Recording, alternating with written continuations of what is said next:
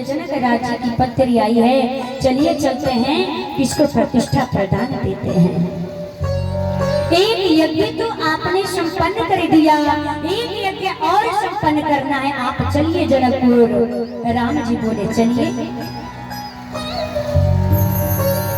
राम जी चलने लगे।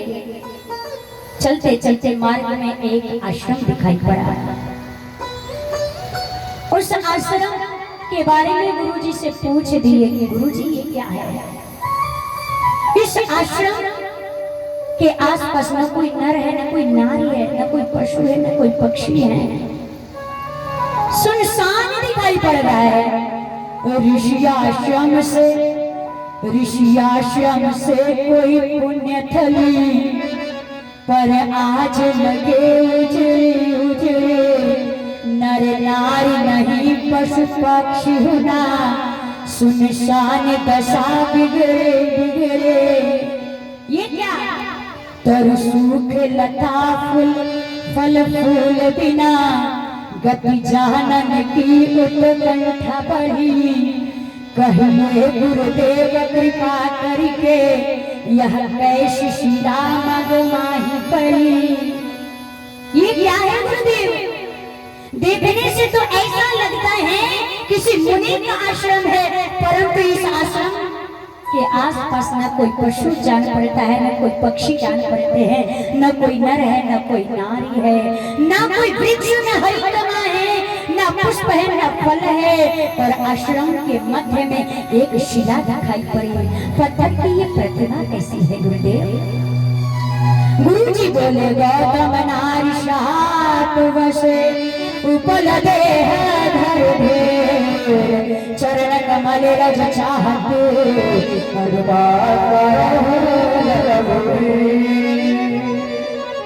राम जी ये गौतम ऋषि जी की अर्धांगिनी है। अहिल्या जी जो श्राप के कारण ये पत्थर की हो गई हैं, आपकी प्रतीक्षा में बैठी हैं, आप इनका उद्धार करिए, आप इनके ऊपर कृपा करिए। राम जी यहाँ पर देखिए, ध्यान दीजिए, क्या अपराध भैया, क्या अपराध नहीं भैया।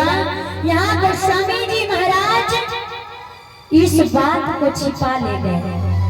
सकल कथा अपनी कहा विषय की, गुरु जी यहाँ पे सारी कथा सुनाए। अब क्या क्या कथा सुनाए वो तो गुरु जी जाने और राम जी जाने, लेकिन गोस्वामी जी महाराज क्या अपराध भैया अहिल्या जी के द्वारा, क्या अपराध नहीं भैया, इस बात को गोस्वामी जी महाराज छिपा ले गए। तो जब गोस्वामी जी महाराज छिपा ले गए तो हमको किसी ने आदेश नहीं दिया है कि हम व्यास मंच पर बैठ करके उस बात की चर्चा कर रहे हैं। क्यों? यदि हमारी और आपके बात करने से यदि किसी के चरित्र में दाग लगता है तो हमको वो बात कदापि नहीं करनी चाहिए और ना ही सुननी चाहिए, क्योंकि उससे ज्यादा सुनने वाले को पाप लगता है। कहने वाले को तो पाप लगता है, उससे अधिक सुनने वाले को पाप लगता है। इसलिए गोस्वामी जी महाराज इस प्रसंग को छिपा ले गए। अब गुरु जी ने कहा कि राम जी आप कृपा करो। राम जी तुरंत चरण रज स्पर्श करवाते हैं। चरण रज स्पर्श करवाते ही माता अहिल्या परसत पद पावन, शोक न सावन, प्रगट भई तब तुझ सोई।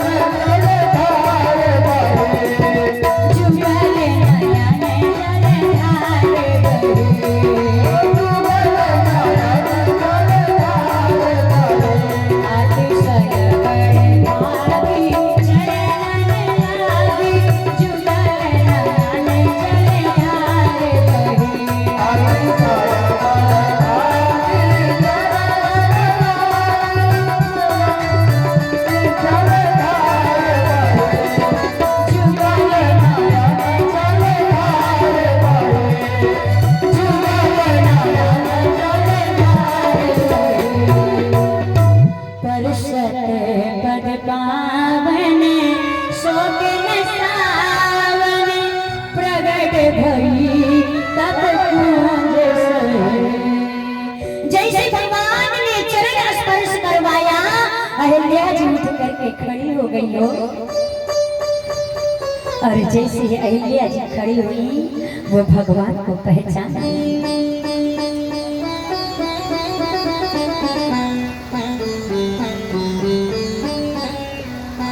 तुरंत भगवान को पहचान लिया। शरीर का एक एक रोम रोम पुलकित हो गया। अहिल्या जी के मुख से बारिश समाप्त हो गई, शरीर कांपने लगा और प्रेम की अश्रुधार निकल पड़ा। बहुत प्रयास करने के बाद जब अहिल्या जी बोल नहीं पाई, तो राम जी के चरणों में लौट गई, लौट करके रोने लगी। और मानो ऐसा प्रतीत हो रहा है कि अपने आंसुओं के माध्यम से राम जी के चरण को धोने लगे। भगवान ने अहिल्या जी को उठाया, उठा करके भगवान अपने आंखों से अहिल्या जी के आंसुओं को पोंछते हैं और कहते हैं कि आप धीरज धरिए, आप कुछ कहना चाहते हैं। अहिल्या जी कहते हैं प्रभु, दुनिया वाले कहते हैं कि मेरे पति ने मुझे श्राप दे दिया, लेकिन मैं आज आपसे कहना चाहती हूँ नाथ कि मेरे पति ने मुझे श्राप नहीं दिया है, मेरा पति ने तो मेरा उद्धार कर दिया। यदि आज मेरे पति मुझे श्राप नहीं देते तो आज ये अहिल्या अपने जीवन में ऐसा कोई कर्म नहीं की है जो आज आपका दर्शन होता। प्रभु, आज आपका दर्शन हो गया। यदि मेरे पति मुझे श्राप न देते तो इस अभागी अहिल्या के समक्ष आकर के ये राम खड़े न होते और इस राम का दर्शन नहीं होता। इसलिए मेरे पति ने मुझे श्राप नहीं दिया, मेरा उद्धार कर दिया, मेरा कल्याण कर दिया। प्रभु, आपके दर्शन का लाभ क्या है? कोई जाकर के शंकर जी से पूछे, वो लाभ आज मुझे मिल रहा है। प्रभु, एक बात कहूं प्रभु, मैं मती से भोरी हूं, मुझे कुछ मांगना नहीं आता है प्रभु, लेकिन मुझे एक बात पता है प्रभु, ये जो मेरा मन है ना प्रभु, ये मेरा मन आपके चरणों में नहीं था प्रभु, इसी कारण से मेरे द्वारा अपराध हो गया प्रभु। यदि इस अभागी अहिल्या का मन आपके चरणों में लगा होता तो आज इसे अहिल्या के द्वारा अपराध न होता।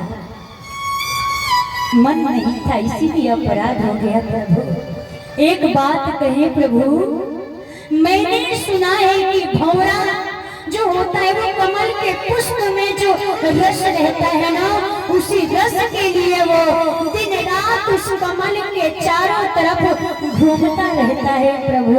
भगवान बोले हाँ हाँ ये तो है, पर इससे क्या? अहिल्या जी कहते हैं कि प्रभु आप ये आशीर्वाद दीजिए कि ये मेरा मन भी भंवरा बन जाए प्रभु, और आप श्री चरण ही कमल के पुष्प बन जाए और आपके चरण में जो प्रेम है वही उसका रस बन जाए, अनुराग बन जाए। मुझे केवल यही आशीर्वाद दीजिए प्रभु। इन चरणों को मैं जानती हूँ, ये वही चरण है जिससे गंगा जी निकली है, जिसको शिव जी ने अपने जटाओं में रखा है। शिव जी ने शिरोधारी किया है। ये वही चरण है जिसकी सर्वप्रथम पूजा ब्रह्मा जी ने किया है अपने हाथों से। माँ जी वही चरण है। मैं कितनी बर्बादी हूँ प्रभु, जो आज वही चरण आज मेरे मस्तक पे पड़ गया है। आज मैं धन्य हो गई प्रभु, आज मेरा जन्म स्वार्थ हो गया प्रभु। अहिल्या जी आज भगवान से मनचाहा वरदान मांगती हैं। मनचाहा वरदान भगवान ने अहिल्या जी को दे दिया है। मनचाहा वरदान प्राप्त करके अहिल्या जी अपने पति गौतम ऋषि जी के पास चली जाती है। यहाँ पर पूज्यपाद गोस्वामी जी महाराज के अपना दूसरा निर्णय सुनाते हैं और कहते हैं, अश प्रभु दीन बंधु हरि कारण रहित दया, बिना कारण की दया करने वाले इस संसार में सिर्फ दो लोग हैं। कौन? एक हमारे माँ और दूसरे प्रभु राम।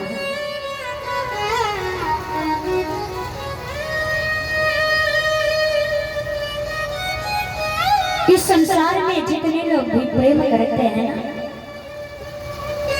स्वार्थ से प्रेम करते हैं, लेकिन एक हमारी माँ है ना, हमारी माँ निस्वार्थ प्रेम करती है अपने बच्चों से।